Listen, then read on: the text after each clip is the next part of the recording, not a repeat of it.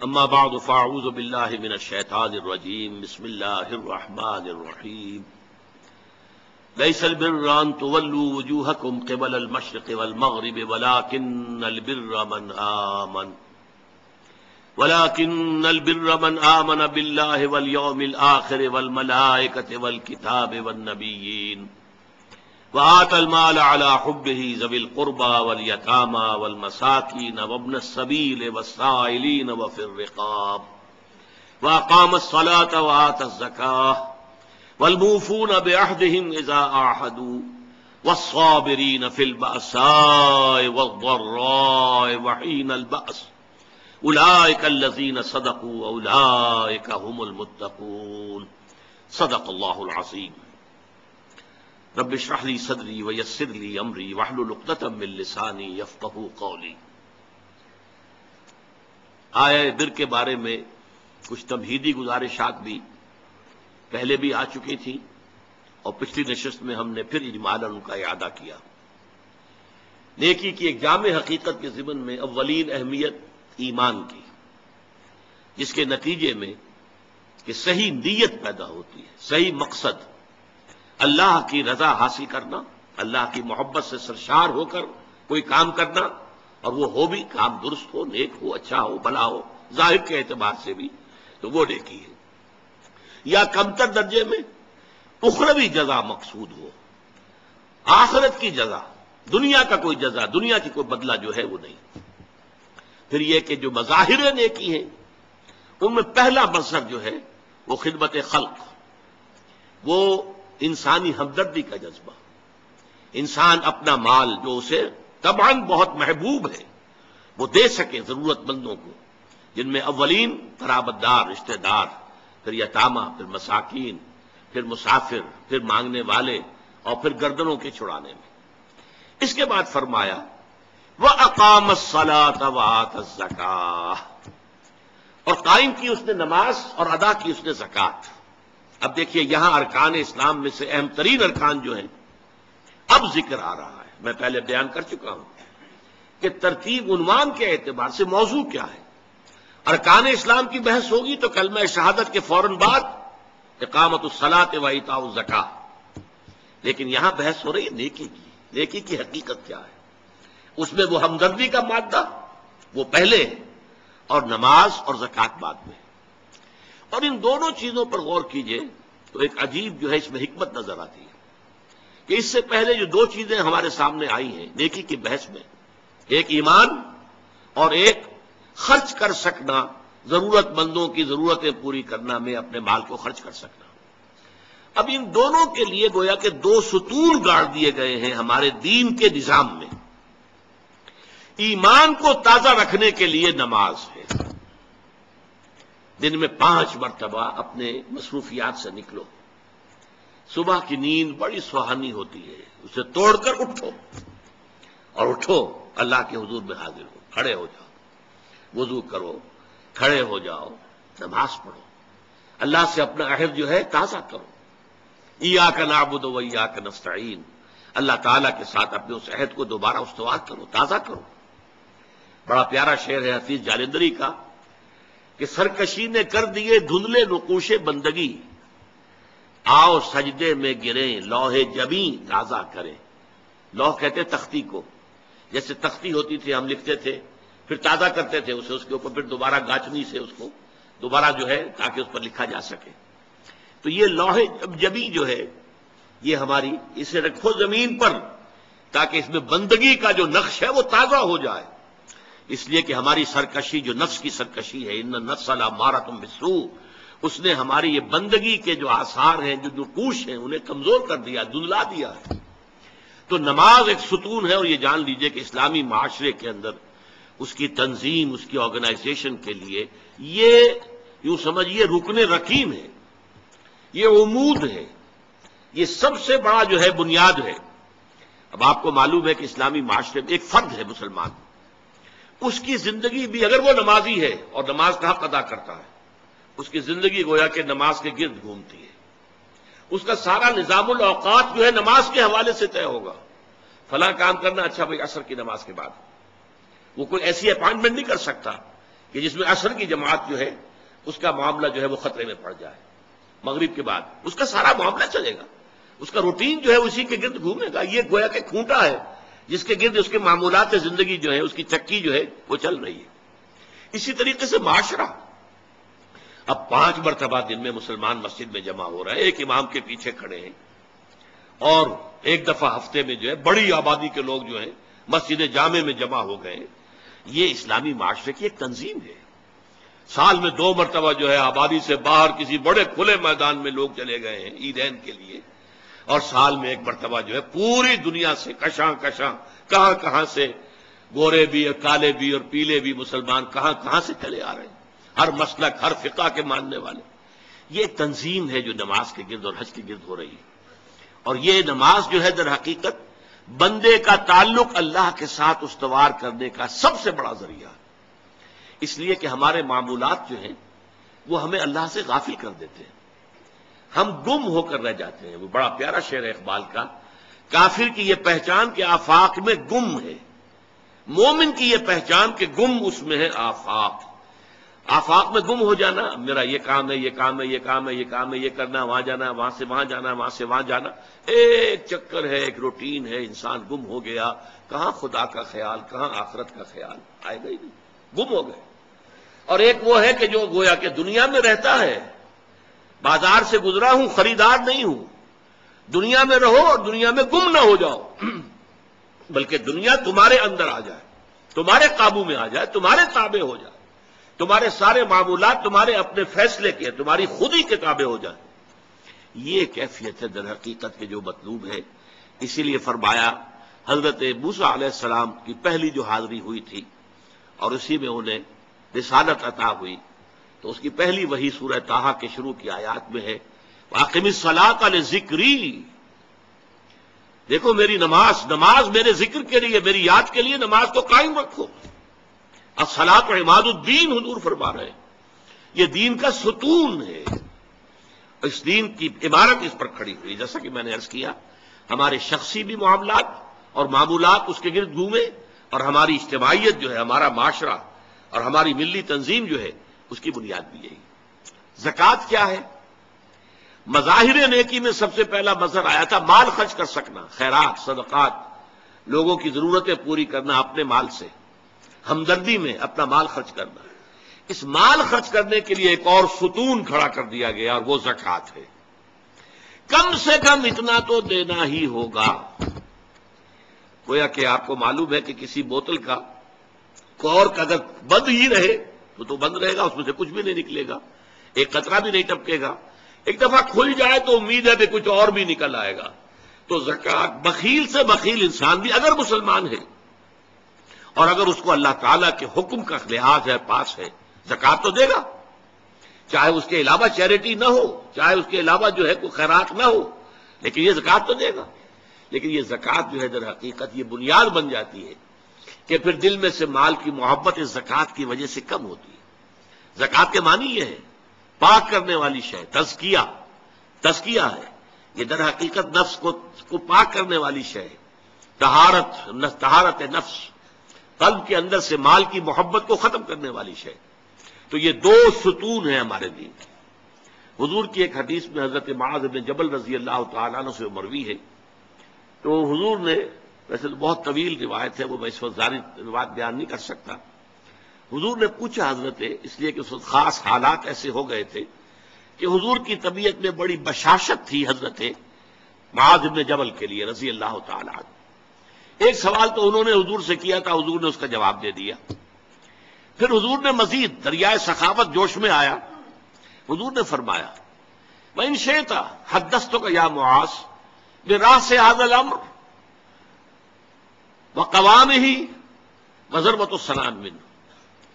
اے معاذ، اگر تم چاہو تو میں بتاؤں کہ ہمارے اس دین کی جڑ کیا ہے اور ہمارے اس دین کا تنا کیا ہے. قوام، یہ درخت جو ہے نا، آپ کو معلوم ہے، درخت کی مثال سامنے رکھیے کہ درخت کی ایک جڑ ہے اور درخت کا ایک تنا ہے جس کے اوپر پھر آگے شاخیں ہوں گی، اس میں پتے آئیں گے، اسی میں پھل یا پھول لگیں گے. وہ قوام ہے، کھڑا رکھنے والی شے. یہ جو تنا ہے یہ کھڑا رکھا ہوا اس کو درخت نے، پھوس نے. اور پھر یہ کہ اس کی چوٹی کیا ہے، میں تمہیں بتاؤں. تو انہوں نے کہا بے ابی و امی انت یا رسول اللہ قل لی، میرے ماں باپ آپ پر قربان ہو اے نبی صلی اللہ علیہ وسلم، ضرور بتائیے مجھے۔ تو فرمایا ان رأس ھذا الامر، دیکھو ہمارے اس دین کی جڑ کیا ہے؟ شہادت لا الہ الا اللہ وان محمد رسول اللہ، یہ ہے جڑ۔ اور ہمارے اس دین کے معاملے کا جو تنا ہے، قوام ہے، وہ کیا ہے؟ اقام الصلاۃ و ایتاء الزکاۃ،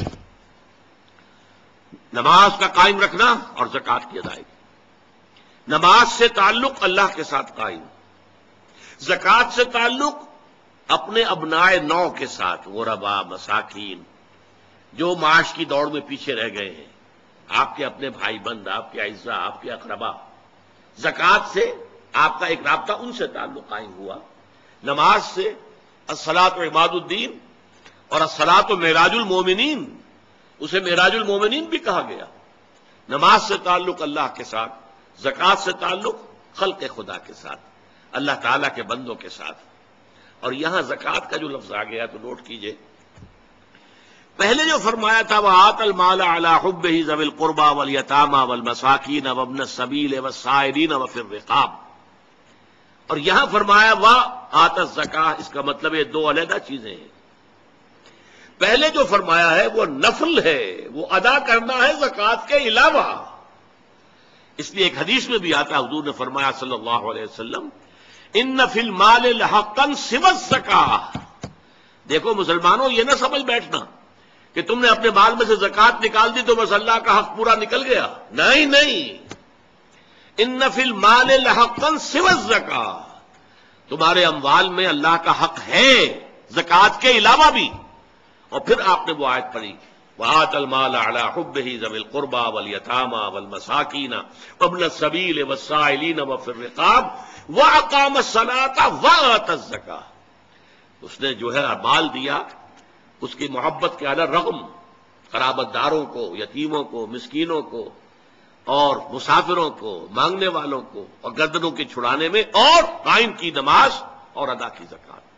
تو زکوٰۃ ایک فرض شے ہے، اور وہ جو پہلے بیان ہوا ہے وہ نفل ہے، وہ اضافی ہے، وہ زکوٰۃ کے علاوہ ہے، وہ زکوٰۃ کا حصہ نہیں ہے، بلکہ در حقیقت اس جذبے کو سسٹین کرنے کے لیے زکوٰۃ کی حیثیت ایک ستون کی ہے۔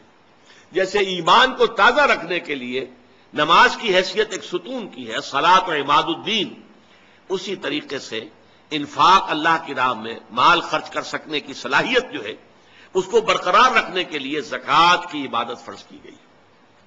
اب اس کے بعد آئیے وَالْمُوفُونَ بِعَهْدِهِمْ إِذَا عَاهَدُوا، اور وہ لوگ کہ جو اپنے معاہدوں کو پورا کرنے والے ہوں جبکہ وہ عہد کر لیں۔ ایفاء عہد، اس کی کیا اہمیت ہے؟ ایک حدیث، حضور کے جو خادم خاص تھے حضرت انس بن مالک رضی اللہ تعالی عنہ، تقریباً 9 برس تک مدنی زندگی جو ہے اس میں وہ حضور کے ذاتی خادم کی حیثیت سے رہے، اور ان کا کہنا یہ ہے کہ قلما ختمنا رسول اللہ صلی اللہ علیہ وسلم الا قال لا ایمان لمن لا امانۃ له ولا دین لمن لا عہد له، کہتے ہیں شاذ ہی کبھی ایسا ہوا ہوگا کہ حضور نے ہمیں خطبہ ارشاد فرمایا ہو کسی بھی موقع پر، اور اس میں یہ الفاظ مبارکہ آپ نے نہ فرمائے ہو کہ اس شخص کا کوئی ایمان نہیں جس میں امانت داری کا وصف نہیں، اور اس شخص کا کوئی دین نہیں جس میں ایفاء عہد نہیں۔ کیوں؟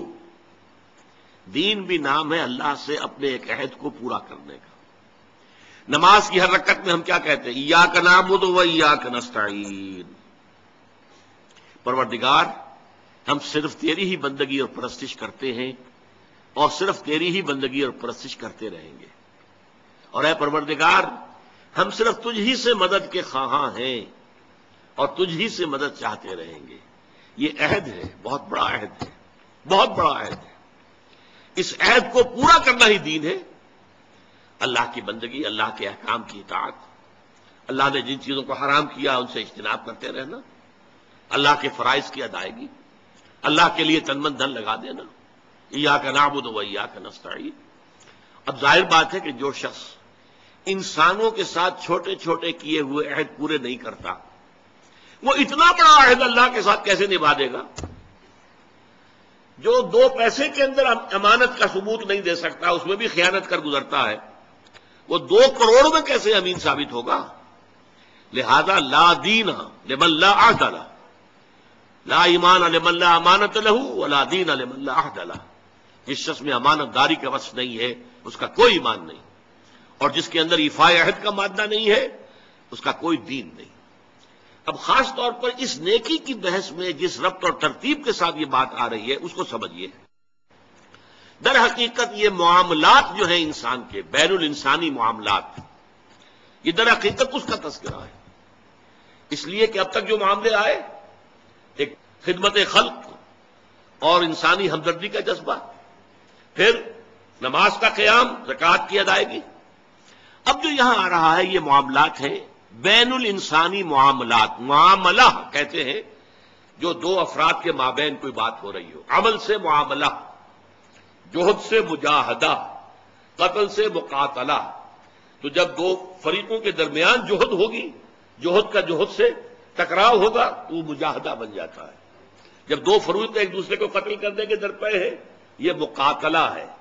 معاملہ جب 2 انسان یا 2 فریق یا 2 گروہ یا 2 کمپنیاں، یہ کمپنیاں جو ہیں وہ بھی آپ کو معلوم ہے لیگل پرسنز شمار ہوتے ہیں، ان کے مابین کوئی معاملہ ہو رہا ہے، کوئی معاملہ طے کر رہے ہیں، ان معاملات کے اندر سٹریم لائننگ کرنے والی ایک شے ہے، اگر وہ ہو جائے سارے معاملات درست ہو جائیں گے۔ اب آپ کو معلوم ہے ایفاء عہد کا جذبہ پیدا ہو جائے۔ دیکھیے معاملات کی میں آپ سے وضاحت کروں، ایک شخص امپلائر ہے، ایک امپلائی ہے، ان کے درمیان ایک کانٹریکٹ ہے، یہ ریمونریشنز ملیں گی، یہ مراعات، یہ مفادات، یہ تنخواہ، یہ کام تمہیں کرنے ہیں۔ اب اگر ایک شخص پوری تندہی کے ساتھ وہ کام نہیں کرتا تو وہ حرام خوری کر رہا ہے، ایفاء عہد نہیں کر رہا۔ ایفاء عہد کا تقاضا یہ ہوگا کہ کوئی سپروائز کرنے والا ہے یا نہیں ہے، کوئی دیکھنے والا ہے یا نہیں ہے، وہ اپنے معاہدے کے اندر بندھے ہونے کی بنیاد پر کام کرے اور حتی الامکان اپنی جو بہترین صلاحیتیں ہیں وہ۔ اسی طرح چھوٹا سا معاملہ ہے، آپ نے ایک شخص کو مزدور کے طور پر رکھا ہے، شام کو 100 روپے آپ نے دینے ہیں، ایک معاہدہ ہے، طے ہو گیا۔ اب یہ مزدور اگر کام چور ہے کہ اگر تو کوئی دیکھنے والا ہے تو کام کر رہا ہے اور اگر کوئی دیکھ نہیں رہا تو بیٹھ گیا، تو یہ بے ایمانی کر رہا ہے، یہ وعدہ خلافی کر رہا ہے۔ اسے اپنے اس وقت کے اندر اپنی پوری توانائی، پوری توجہ کے ساتھ، اس لیے نہیں کہ کوئی مجھے دیکھنے والا ہے بلکہ اس لیے کہ میں تو اپنے عہد کا پابند ہوں، میں نے معاہدہ کیا۔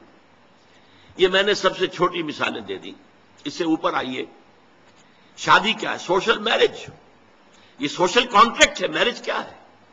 ایک مرد ایک عورت، اس کے درمیان معاہدہ ہے، ساری عمر کا نباہ کرنا ہے، بیوی کے یہ فرائض ہیں جو اسے ادا کرنے ہیں، شوہر کی یہ ذمہ داری ہے، اس کے نان نفتے کا وہ ذمہ دار ہے، اس کے لیے سکنا فراہم کرنا اس کے ذمے ہے، اس کے لیے رہائش کا بندوبست کرنا اس کے ذمے ہے، نان نفقہ اس کے ذمے ہے، بیوی کے یہ فرائض ہیں جو اسے ادا کرنے ہیں۔ اب یہ در حقیقت ایک سوشل کانٹریکٹ ہے، اگر کوئی بھی اس کے اندر خیانت کا ارتکاب کر رہا ہے تو اس نے اپنے عہد کی خلاف ورزی کی۔ اسی طرح دیکھیے بہت سے معاہدے ہوتے ہیں جو ریٹن نہیں ہوتے، طے شدہ نہیں ہوتے۔ اولاد اور والدین میں بھی ایک معاہدہ ہوتا ہے، امپلائڈ ہے وہ کیا معاہدہ ہے؟ والدین اپنی جوانی میں اپنے آپ کو انویسٹ کرتے ہیں اپنی اولاد میں، ان کی تعلیم ہے، ان کی تربیت ہے، ان کو کھلانا ہے، ان کو پلانا ہے، ان کے لیے کپڑے کا بندوبست ہے، وہ اپنی ساری توانائیاں جو ہے لگا رہے ہیں ان کو پالنے پوسنے میں۔ اور اس کے اندر امپلائڈ کانٹریکٹ ہے کہ جب یہ بوڑھے ہو جائیں گے اور وہ جوان ہو جائیں گے تو اب ان کو لک آفٹر کریں گے، ان کی خدمت کریں گے، ان کی سیوا کریں گے، ان کے ساتھ حسن سلوک کے ساتھ پیش آئیں گے۔ یہ کانٹریکٹ ہے، چاہے یہ لکھا ہوا نہ ہو، امپلائڈ کانٹریکٹ ہے۔ بہرحال پوری انسانی زندگی کا اگر آپ تجزیہ کریں گے تو معاہدات کے گرد گھومتی ہے۔ اگر ایک وصف پیدا ہو جائے، ایک وصف ایفاء عہد، حضور نے فرمایا بندہ مومن کا وعدہ کر لینا عدت المومن کا اخذ الکف، بندہ مومن کا کسی سے کوئی وعدہ کر لینا ایسے ہے جیسے اس کا ہاتھ جو ہے اس کے ہاتھ میں آ گیا ہے۔ جیسے آپ نے کسی کا ہاتھ پکڑا ہوا، کہاں جائے گا آپ؟ لہذا وہ تو بن گیا، اس نے وعدہ کیا وہ بن گیا۔ اور یہ ایک واقعہ آتا ہے حضور کا، اور یہ بھی آغاز وحی سے قبل کا واقعہ ہے۔ آپ کی زندگی میں امانت اور دیانت جس کی بنا پر الصادق الامین کے خطابات آپ کو ملے تھے اپنے معاشرے سے، آپ کاروباری آدمی تھے نا، تجارت کرتے تھے۔ ایک شخص سے کوئی بات ہو رہی تھی معاملے کی، کسی سودے کی، اس نے کہا کہ ذرا آئے محمد آپ انتظار کیجئے میرا یہاں پر، میں ابھی آتا ہوں۔ وہ جا کر اپنے کاموں میں ایسا مصروف ہو گیا، بھول گیا۔ حدیث میں ثلاثہ کا لفظ آیا، 3 کے بعد یاد آیا اسے، اور عام شارحین کا یہ کہنا ہے 3 دن کے بعد۔ وہ بھولا رہا، اچانک یاد آیا، میں نے تو وعدہ کیا تھا محمد سے صلی اللہ علیہ وسلم کہ آپ یہاں میرا ذرا انتظار کیجئے، میں ابھی آتا ہوں۔ وہ اسی طریقے سے گھبرایا ہوا گیا تو حضور وہیں تشریف فرماتے۔ 3 دن اس نے معذرت پیش کی، کہا میں بھول گیا، تو حضور نے فرمایا میں تو اپنے عہد کا بندھا ہوا تھا، میں نے تم سے وعدہ کیا تھا کہ میں یہاں تمہارا انتظار کروں گا، میں کر رہا ہوں۔ تو یہ ہے اصل میں، اور جیسا کہ قرآن مجید میں اسی سورہ بنی اسرائیل میں آیا ہے، ان العہد کان مسئولا، یہ عہد جو ہے اس کی تو اللہ تعالیٰ کیا مسئولیت ہے، جواب دہی ہوگی، پوچھ گچھ ہوگی۔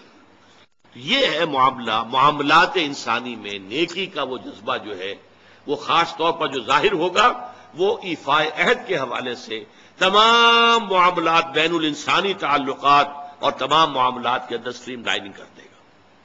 اب آئیے آخری بات آ رہی ہے، وَالصَّابِرِينَ فِي الْبَأْسَاءِ وَالضَّرَّاءِ، یہاں صابرون نہیں کہا، موفون نہیں۔ اس کا کیا مطلب ہے؟ یہاں پر در حقیقت کچھ الفاظ محذوف ہیں، وَأَخُصُّ بِذِكْرِ الصَّابِرِينَ، اور خاص طور پر میں ذکر کرنا چاہتا ہوں صبر کرنے والوں کا۔ یہ جو نیکی کی بحث ہے اس میں نوٹ کر لیجئے، ایک ہے نیکی بدھ مت کے بھکشوؤں کی نیکی، عیسائی راہبوں کی نیکی، ہندوؤں کے سنیاسی اور تپسیاؤں کی نیکی۔ وہ نیکی کیا ہے؟ کاروبار دنیاوی کو چھوڑو، معاشرے کے جو مین کرنٹ ہے اس سے نکل کر کہیں پہاڑوں میں، گفاؤں میں، کہیں موناسٹریز میں، کہیں جاؤ بیٹھ جاؤ۔ اسلام کی نیکی یہ نہیں ہے، کیونکہ اس صورت میں تو گویا کہ نیکی معاشرے سے خارج ہو گئی، بدی کو اور کھل کھیلنے کا موقع مل گیا، کوئی مقابلے میں رہا ہی نہیں۔ یہ گویا کہ بدی کے لیے میدان کو خالی چھوڑ دینا ہے۔ اسلام جس نیکی کی تبلیغ کرتا ہے وہ در حقیقت بدی کے خلاف سفارہ ہونے والی نیکی ہے۔ بدی کی آنکھوں میں آنکھیں ڈال کر چیلنج کرے، اس سے پنجہ آزمائی کرے، بدی کو روکے، بدی کو ختم کرے، بدی کا استحصال کرے، اور اس بدی کے استحصال کرنے میں جو تکلیف آئے وہ جھیلے۔ جو سورہ لقمان کی آیت میں نے پہلے بھی آپ کو سنائی تھی، یا بنی اقم الصلاۃ وامر بالمعروف وانہی عن المنکر واصبر علی ما اصابک، اے میرے بچے نماز قائم کر، نیکی کا حکم دے، بدی سے روک، اور پھر جو تجھ پر بیتے اس کو جھیل اور برداشت کر، پھر ثابت قدمی کا ثبوت دے، قدم کوئی پیچھے نہ ہٹ جائے۔ تو اسلام کی نیکی جو ہے وہ اس طرح کی نیکی نہیں، پیسو نیکی نہیں ہے، ایکٹیو نیکی ہے، وہ آگے بڑھنے والی نیکی ہے، وہ ماحول کو بدی سے خالی کرنا چاہتی ہے، وہ یہاں نیکی کا غلبہ چاہتی ہے، بدی کا استحصال کرنا چاہتی ہے، اور اس جدوجہد میں اس کے اوپر جو تکلیف آئے، جو مصیبت آئے، والصابرین وَأَخُصُّ بِذِكْرِ الصَّابِرِينَ، اصل جو میدان ہے نیکی کا، جس کے اندر فیصلہ ہوگا نیکی ہے یا نہیں ہے، یہ دکھاوے کی نیکی ہے یا حقیقت کی نیکی ہے، وہ تو در حقیقت اس کا ٹیسٹ جو ہے، لٹمس ٹیسٹ، وہ تو آئے گا اگر احقاق حق کے لیے تکلیفیں جھیلنے کو تیار ہو، اگر ابطال باطل کی جد و جہد میں قربانیاں دینے کے لیے تیار ہو، اگر اس کے لیے تن من دھن قربان کر دینے کے لیے تیار ہوں، تب تو نیکی ہے، ورنہ یہ نیکی کا ڈھونگ ہے، یہ نیکی کا صرف ایک ظاہری سا ہے۔ جیسے کہ میں نے عرض کیا تھا، بعض آج کل ہوتے ہیں ایسے ہیٹرز کہ نیچے جو ہے نظر آتا ہے انگارے دہکتے ہوئے، حالانکہ وہ بالکل کچھ بھی نہیں، ان میں آگ ہے ہی نہیں، انگارے ہیں ہی نہیں، نظر آ رہے ہیں انگارے۔ وہ ہیٹ جو آ رہی ہے وہ تو اوپر سے تار جو لگا ہوا ہے وہاں سے آ رہی ہے، ہیٹر وہاں سے ہیٹ دے رہا ہے، لیکن دکھا دیا ہے کہ جیسے انگارے ہیں، تو دکھاوا ہے یہ، اس میں حقیقت نہیں ہے۔ اس کا اصل ٹیسٹ کیا ہے؟ وَالصَّابِرِينَ فِي الْبَأْسَاءِ وَالضَّرَّاءِ وَحِينَ الْبَأْسِ، اور وہ جو خاص طور پر صبر کرنے والے ہیں. بادشاہ جب جمع میں آتا ہے تو یہ فقر و فاقہ، بھوک کی سختی، جیسے کہ سورہ بقرہ ہی میں چند رکوع پہلے ہی وہ آیت آ چکی ہے، وَلَنَبْلُوَنَّكُم بِشَيْءٍ مِّنَ الْخَوْفِ وَالْجُوعِ وَنَقْصٍ مِّنَ الْأَمْوَالِ وَالْأَنفُسِ وَالثَّمَرَاتِ وَبَشِّرِ الصَّابِرِينَ. اور ہم اے اہل ایمان، اے ایمان کے دعوے دارو، تمہیں لازماً آزمائیں گے، خوف سے بھی اور بھوک سے اور مال اور جانی نقصان سے. اور اے نبی بشارت دے دیجئے صبر کرنے والے. تو یہ تو ہے بھوک، فقر و فاقہ.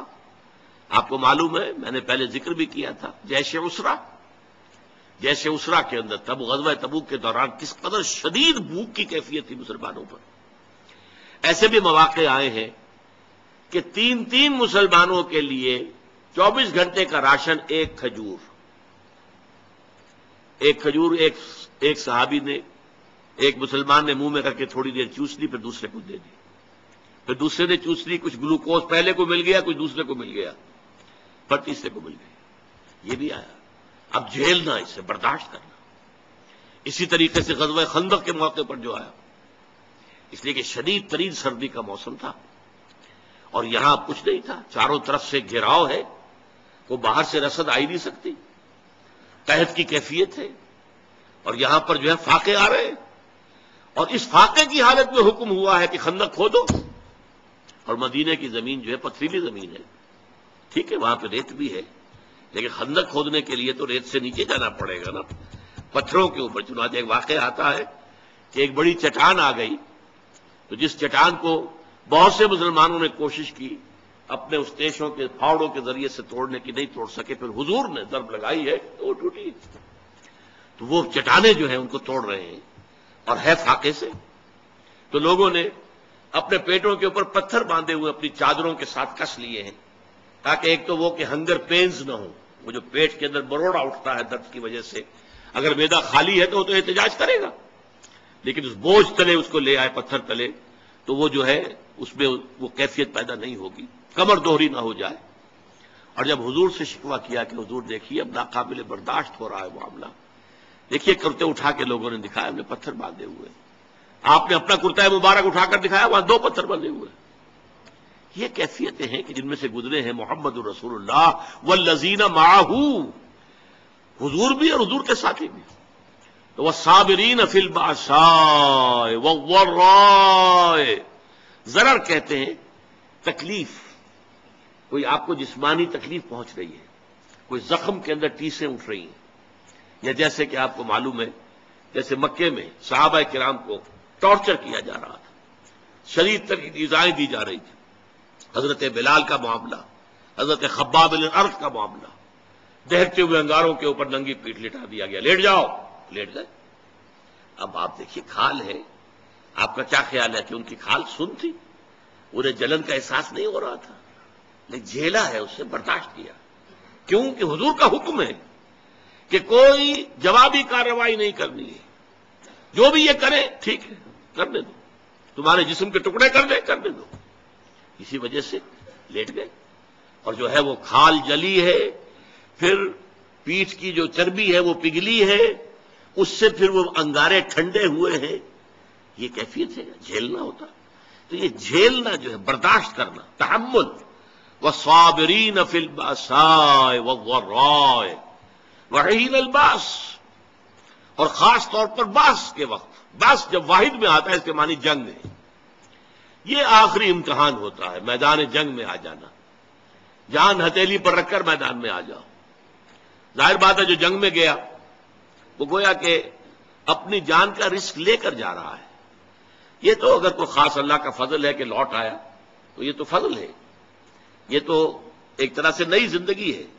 ورنہ در حقیقت جنگ میں جانے والا اپنی جان کا رسک لے کر، اور وہاں پھر صبر کرنا، ڈٹے رہنا، وہاں پیٹھ نہ دکھانا.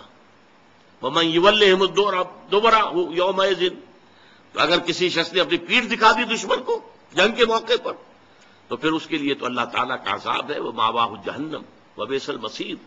اور اس کا برا ٹھکانہ ہے جہنم. جہنم ٹھکانہ ہے جو بہت بری جگہ ہے. تو جنگ کے موقع پر اب یہاں سوچئے کہ وہ جو میں نے کہا تھا کہ یہاں پہ سورۃ العصر کی تیسری چیز جو ہے وہ انڈرسٹوڈ ہے. سورۃ العصر میں ایمان کی بات آئی، ایمان یہاں آ گیا، 5 ایمانیات کا ذکر آ گیا. سورۃ العصر میں عمل صالح کا معاملہ آیا، یہاں پر اس کے مختلف شعبے، خدمت خلق، انسانی ہمدردی، عبادات، نماز اور زکوٰۃ، ایفاء عہد، تمام جو بین الانسانی معاملات ہیں، تعلقات ہیں، ان کی اسٹریم لائننگ. اسی طریقے سے صبر، تو صبر کی 3 چیزیں یہاں آ گئی، والصابرین فی البأساء والضراء وحین الباس. لیکن یہاں پر وتواصوا بالحق کے ضمن میں اصطلاح لفظاً کوئی شے یہاں مذکور نہیں ہے. میں کہتا ہوں کہ وہ امپلائڈ ہے. کیوں؟ اس سوال کا جواب کیا ہے؟ دیکھیے، جو پورا خاکہ ہمارے سامنے آ رہا ہے، یہ ایک پوری شخصیت ہے، پورا حیولہ ہے، پورا ایک کریکٹر ہے انسانی جو ہمارے سامنے آ رہا ہے. وَلَٰكِنَّ الْبِرَّ مَنْ آمَنَ بِاللَّهِ وَالْيَوْمِ الْآخِرِ وَالْمَلَائِكَةِ وَالْكِتَابِ وَالنَّبِيِّينَ وَآتَى الْمَالَ عَلَىٰ حُبِّهِ ذَوِي الْقُرْبَىٰ وَالْيَتَامَىٰ وَالْمَسَاكِينَ وَابْنَ السَّبِيلِ وَالسَّائِلِينَ وَفِي الرِّقَابِ وَأَقَامَ الصَّلَاةَ وَآتَى الزَّكَاةَ وَالْمُوفُونَ بِعَهْدِهِمْ إِذَا عَاهَدُوا. ایسے لوگوں کی جنگ کس مقصد کے لیے ہو سکتی ہے؟ کیا ایسے لوگ صرف دنیاوی مفادات کے لیے جنگ کریں گے؟ ایک پورا کردار ہے، اس میں کوئی چیز فٹ نہیں بیٹھ رہی. اس کے اندر ظلم، تعدی، لا یریدون علوا فی الارض ولا فسادا. ایسے لوگ زمین کے اندر اپنا اقتدار، اپنی حکومت، اور اس کے لیے فساد، اور اس کے لیے جنگ، اور اس کے لیے خونریزی، ان کے اس پورے نقشے میں فٹ نہیں بیٹھتے. لہذا ان کی یہ جنگ اور ان پر جو آزمائشیں آئیں گی بھوک کی اور تکلیف کی، کس لیے؟ یہ احقاق حق کے لیے، تواصی بالحق کے لیے، حق کا بول بالا کرنے کے لیے، اقامت دین کی جد و جہد کے لیے. اس لیے کہ سب سے بڑا حق کیا ہے؟ یہ زمین اللہ کی ہے اور اس پر اسی کا حکم چلنا چاہیے. یہ ہے سب سے بڑا حق. میں نے عرض کیا تھا سب سے چھوٹا حق یہ بھی ہو سکتا ہے کہ بچے گلی میں کھیل رہے ہیں اور آپ ان سے کہیں کہ بیٹے یہ جگہ نہیں ہے کھیلنے کی، میدان میں جا کر کھیلو. تمہاری گیند سے یا تمہاری گلی سے کسی گاڑی کا شیشہ ٹوٹ جائے گا اور اس پر بھی ریزنٹمنٹ ثابت آئے گی. بچے جو ہیں شاید آپ کو اپنی عزت سلامت لے کر وہاں سے جانا جو ہے وہ نصیب نہ ہو. اسی طریقے سب سے بڑا خیر کیا ہے؟ یہ زمین اللہ کی ہے. ان الارض للہ، زمین اللہ کی ہے، یہاں اس کا حکم چلنا چاہیے. جیسے کہ عیسائیوں کی جو لارڈز پریئر ہے اس میں الفاظ ہیں بڑے خوبصورت. Thy kingdom come, thy will be done on earth as it is in heavens. اے رب، تیری حکومت، تیری بادشاہت زمین میں قائم ہو جائے، اور اے رب تیری مرضی جیسے آسمانوں میں پوری ہو رہی ہے. سورج تیرے حکم کا تابع ہے اور چاند تیرے حکم کا تابع ہے. اے پروردگار، اسی طریقے سے زمین پر بھی تیرا ہی حکم چلے. یہ ہے سب سے بڑا حق. اس حق کے لیے میدان میں آنا. اور ظاہر بات ہے کہ جب یہ آیتیں نازل ہو رہی تھی تو ایک نقشہ موجود بالفعل تھا. محمد الرسول اللہ والذین معہ ان وادیوں میں سے گزر چکے تھے. ایمان کے مراحل انہوں نے طے کیے. انسانی ہمدردی کے کتنے بڑے بڑے مظاہر سامنے آئے. حضرت ابو بکر کا ذکر ہو چکا ہے ایک جنگ کے موقع پر، اور غالباً یہ غزوہ احد کی بات ہے، کیونکہ بہت سے مسلمان شہید بھی ہوئے تھے، بہت سے زخمی بھی تھے. بعد میں کوئی پانی پلانے والا آیا، العطش العطش. معلوم ہوتا ہے کہ جب جسم میں سے خون زیادہ نکل جائے زخموں سے تو پیاس شدید ہو جاتی، پانی کی کمی جسم میں ہوتی ہے. العطش العطش. تو ایک کے پاس وہ ایک پیالہ لایا گیا، منہ سے لگایا گیا کہ برابر میں ذرا آواز آئی، العطش العطش. تو اس نے کہا اچھا پہلے میرے بھائی کو پلاؤ پھر میں پی لوں گا. وہاں لے کر گئے تو اس کے قریب سے کہیں اور سے آواز آ گئی، العطش. اس نے کہا پہلے میرے اس بھائی کو پلاؤ پھر میں پی لوں گا. وہاں جب پہنچا ہے پانی لے کر، جو شخص بھی لے کر گیا تھا ان کا دم نکل گیا. واپس آئے تو ان کی بھی روح پرواز کر چکی. واپس آئے تو پہلے کا بھی انتقال ہو چکا. یہ انسانی ہمدردی. موت کے وقت بھی یہ کیفیت، یہ ایثار. یؤثرون علی انفسہم ولو کان بہم خصاصہ. اپنے اوپر دوسروں کو ترجیح دینا. یہ سارے مراحل طے کر چکے تھے صحابہ کرام، اور لوگوں کے سامنے نقشے موجود تھے، اور ان کا ایفاء عہد یہ سب ان کے سامنے موجود تھا. اب یہ لوگ تھے کہ جو جنگیں بھی کر رہے تھے، قتال کر رہے تھے، جانیں دے رہے تھے، یقاتلون فی سبیل اللہ فیقتلون ویقتلون، اللہ کی راہ میں قتال کر رہے ہیں، قتل ہوتے بھی ہیں، قتل کرتے بھی ہیں۔ تو یہاں پر گویا کہ یہ خود بخود اس ماحول کے حوالے سے بھی یہاں جو درمیان میں ایک خلا ہے وہ پر ہوتا ہے، اور دوسرے اس دلیل سے کہ یہ جنگ ظاہر بات ہے، دنیا میں کبھی بھی کسی نے اس کو اچھی بات تو نہیں کہا، لیکن یہ کہ یہ جب خیر کے لیے ہو، بھلائی کے لیے ہو، تواصیب الحق کے لیے ہو، احقاق حق کے لیے ہو، ابطال باطل کے لیے ہو، اللہ کے دین کے غلبے کے لیے ہو، اقامت دین کی جد و جہد کے لیے ہو، تو یہ کہ والصابرین فی الباساء والضراء وحین الباس اولئک الذین صدقوا واولئک هم المتقون، یہی ہیں وہ لوگ کہ جو راست باز ہیں، سچے ہیں، یعنی نیکی کا دعویٰ تو سبھی کر رہے ہیں، وہ جسم فروش عورتیں بھی کہ جو تازیوں کے ساتھ چلتی ہیں کالے کپڑے پہن کر، یا جو دھمال کھیلتی ہیں جا کر عرسوں میں، وہ بھی سمجھتی ہیں کہ ہم بڑا نیکی کا کام کر رہی ہیں، اور جیب کترے بھی نیکی کا کام کرتے ہیں، ڈاکو بھی کرتے ہیں، چور بھی کرتے ہیں، یہ بستہ الف بستہ بے کے لوگ بھی کرتے ہیں، لیکن اصل نیکی کس کی ہے؟ ایک مذہبی طبقے کی نیکی بھی ہے، ریچولز ہیں، رسومات ہیں، ظواہر ہیں، مظاہر ہیں، اندر سے کھوکھلے ہیں، جس کی کہ حضرت مسیح نے بہترین تشبیہ دی تھی یہود کے علماء کے لیے کہ تمہارا حال ان قبروں کے مانند ہے جن کے اوپر سفیدی کی ہوئی ہے، بہت اچھے، چادر بھی پڑی ہوئی ہے، لیکن اندر ان کے گلی سڑی ہڈیوں کے سوا کچھ نہیں ہے۔ تمہارے باطن میں تعفن ہے، مال کی محبت، دنیا کی محبت، جاہ کی محبت، دنیاوی اقتدار کی محبت، اس نے تمہیں اندھا کر دیا، اتنا اندھا کہ اللہ تعالیٰ کے عظیم ترین معجزے جو عطا کیے اللہ نے حضرت مسیح کو، ان کو بھی نہ دیکھ پائے، اللہ کے ایک عظیم رسول کو نہ پہچان پائے، اللہ کے ایک عظیم رسول کو کہا کہہ دیا گیا ولد الزنا ہے، یہ معاذ اللہ صبح معاذ اللہ، نقل کفر نہ باشد، مرتد ہے، جادوگر ہے، کافر ہے، واجب القتل ہے، سولی پر چڑھا دیا جائے۔ یہ مذہبی طبقہ تھا جس نے یہ کام کیا، اور ایک طبقہ ہمارے ہاں وہ لبرل، جیسا کہ میں نے عرض کیا تھا، وہ کہتے ہیں بھائی سچ بولنا چاہیے، کام اپنا کرنا چاہیے، وعدہ پورا کر، باقی یہ نماز روزہ جو ہے یہ تو انفرادی معاملہ ہے، یہ انسان کا اور اللہ کا اپنا درمیانی معاملہ ہے۔ ان تمام چیزوں کو جس طریقے سے اس آیت میں جمع کر دیا گیا، اور ہر شے اپنی جگہ پر فٹ، نماز اور روزے کو درمیان میں تو لائے، نمبر 1 پر نہیں لائے، نمبر 1 پر وآت المال علی حبہ ذوی القربى والیتامى والمساکین وابن السبیل والسائلین وفی الرقاب، اور اس سے بھی پہلے اصل ایمان، موٹیویشن کیا ہے تمہارا؟ اب دیکھیے ہماری مجبوری کیا ہے، ہم انسانوں کی مجبوریاں ہیں 2، ایک تو یہ کہ ہم اعمال کے ظاہر پر حکم لگاتے ہیں، ہمیں باطنی تو نظر نہیں آتا، ہم کسی کا دل نہیں دیکھ سکتے، ہمیں نہیں معلوم اس کی نیت کیا ہے، اور کسی کی نیت پر بلا سبب شک کرنا، شبہ کرنا، اس کی ہمیں اجازت نہیں، لہذا ہم تو کہہ دیں گے یہ نیکی ہے، یہ نیکی کا کام ہے، ہم اس کی باطنی جو ہے، اس کا اصل پس منظر کیا ہے، اس کی اصل جذبہ محرکہ کیا، ہم نہیں جان سکتے۔ دوسرا معاملہ کیا ہے، ایک ہی شخص کے ہم کچھ اعمال کو کہتے ہیں یہ کام تو اس نے بڑے نیکی کی ہے، یہ کام اس کے بڑے برے ہیں، یہ بھی در حقیقت ہماری محدودیت ہے۔ حقیقت کے اعتبار سے انسانی شخصیت جو ہے ایک حیاتیاتی اکائی ہے۔ دیکھیے اگر آم کا درخت ہے تو آم لگے گا، اس میں نیمبو کیسے لگ جائے گا؟ آم لگے گا، یہ نیم کی نمولی کیسے لگ جائے گی؟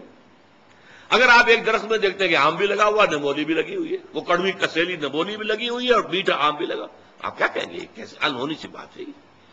تو شخصیت تو ایک وحدت ہے، یا اس کے اندر خیر ہے یا شر ہے، شر ہے تو شر ہی ظاہر ہوگا، چاہے اس شر نے اوپر کوٹنگ لے لی ہو خیر کی، بظاہر نیکی کا ایک عمل کر رہا ہے، لیکن اس درخت کا، اس کی جڑ سے جو شر کی غذا اسے مل رہی ہے، اس اعتبار سے اس عمل کے اندر شر ہے، خیر نہیں ہے، چاہے ظاہری اعتبار سے خیر نظر آ رہا۔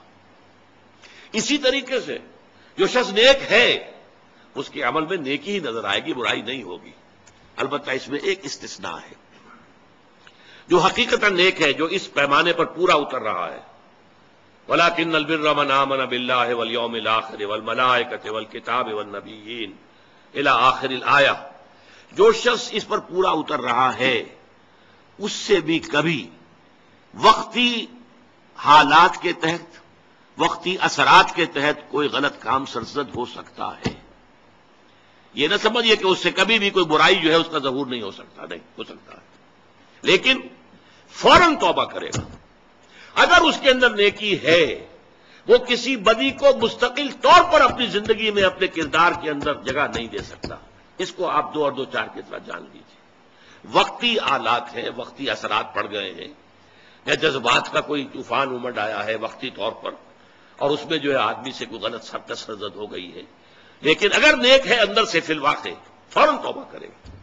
جیسے کہ سورہ نساء کی آیت مبارکہ، انما التوبۃ علی اللہ للذین یعملون السوء بجہالۃ ثم یتوبون من قریب. اللہ تعالیٰ نے اپنے ذمے لازم کر لی ہے ایسے لوگوں کی توبہ قبول کرنا کہ جو غلطی سے یا حالات کے دباؤ میں، جہالت میں، نادانی میں کوئی غلط کام کر بیٹھتے ہیں لیکن فوراً توبہ کرتے ہیں. تو یہ فوری توبہ ہوئی. یہ نہیں ہوگا کہ بدی اور نیکی کا امتزاج مستقل طور پر. یہ نہیں ہو سکتا کہ ایک طرف نماز، روزہ، یہ سارا کچھ بھی ہو رہا ہے، دوسری طرف سودی کاروبار مستقل طور پر اپنے دھندے میں شامل ہے. یہ نہیں. یہ اگر ہے تو اس کا مطلب یہ ہے کہ نیکی نہیں ہے. اصل میں یہ اندر اندھیرا ہی ہے، روشنی نہیں ہے، اندر تاریکی ہے، اندر کوئی نور نہیں ہے. یہ صرف ظاہر کے کچھ اوپر جو ہے لبادے اوڑھ لیے گئے ہیں، ان کی حقیقت کوئی نہیں. آخری بات اس آیت کی، وَأُولَٰئِكَ هُمُ الْمُتَّقُونَ. یہ سمجھیے بونس ہے اس آیت کا کہ تم نے نیکی کی اصل حقیقت کو اگر سمجھ لیا تو ساتھ ہی یہ نوٹ کر لو، یہی لوگ متقی ہیں. تمہارا تقویٰ کا تصور بھی کچھ اور ہی ہے. ایک ظاہری وضاحت ہے، شکل و صورت ایک طرح کی بنا لی ہے، لباس ایک طرح کا پہن لیا ہے، تو آپ سمجھتے ہیں بڑا متقی انسان ہے. یہ ظاہر کے ساتھ، ظواہر کے ساتھ، وہی ہماری مجبوری. ہم دل کے اندر جھانک کر نہیں دیکھ سکتے. لیکن حقیقت میں متقی وہ ہوگا جو اس پورے نقشے پر پورا اتر رہا ہو، جس کی پوری شخصیت جو ہے اس کے اندر یہ رنگ بھرا ہوا ہو، وہ ہے متقی. جیسے کہ حضور نے ایک مرتبہ 3 دفعہ اپنے قلب مبارک کی طرف، سینہ مبارک کی طرف اپنے دست مبارک سے اشارہ کیا، التقویٰ ہا ہونا، التقویٰ ہا ہونا، التقویٰ ہا ہونا. تقویٰ یہاں ہوتا ہے، تقویٰ یہاں ہوتا ہے، تقویٰ یہاں ہوتا ہے. تقویٰ دل میں ہوتا ہے، دل میں ایمان ہوتا ہے. ایمان اور تقویٰ یہ گویا کہ ہم مانی اور مترادف باتیں ہو گئی. اگر اللہ پر ایمان ہے تو اللہ کی معصیت سے بچنے کی کوشش کریں گے کہ نہیں؟ اللہ کو راضی کرنے کی کوشش کریں گے کہ نہیں؟ لہذا اصل تقویٰ یہاں ہے. اور جب یہ اندر ہے تو پھر پورے وجود کو یہ ایک خاص رنگ میں رنگ دے گا، اور وہ پوری شخصیت انسان کی اس آیہ بر میں ہمارے سامنے آ گئی. بارک اللہ لی ولکم فی القرآن العظیم ونفعنی وإیاکم بالآیات والذکر الحکیم.